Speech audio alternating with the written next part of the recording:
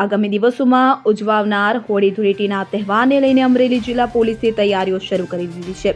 જિલ્લા પોલીસ વડા સંજય ખરાતે જાફરાબાદમાં વિવિધ સમાજના આગેવાનો સાથે શાંતિ સમિતિની બેઠક યોજી હતી. પોલીસ વડાએ તમામ થાણા અધિકારીઓને તેમના વિસ્તારમાં શાંતિ સમિતિની બેઠકો યોજવા સૂચના આપી છે. તો આ બેઠકોમાં હોળી પ્રગટાવવાના સ્થળો અને ધૂળેટીની ઉજવણીના મુખ્ય કેન્દ્રોની માહિતી એકત્રિત કરવામાં આવી રહી છે.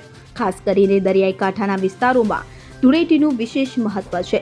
જાફરાબાદ શહેર અને આસપાસના દરિયાઈ કાંઠાના ગામોમાં મોટી સંખ્યામાં લોકો એકત્રિત થતા હોવાથી આ વિસ્તારોમાં વિશેષ બંદોબસ્ત ગોઠવવામાં આવશે.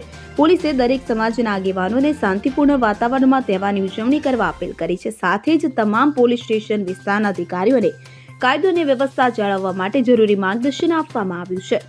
Bureau report CN24 news.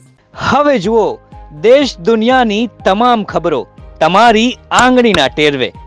ઉઠાવો મોબાઈલ અને Google Play Store પરથી ડાઉનલોડ કરો અમારી CN24 ન્યૂઝ મોબાઈલ એપ.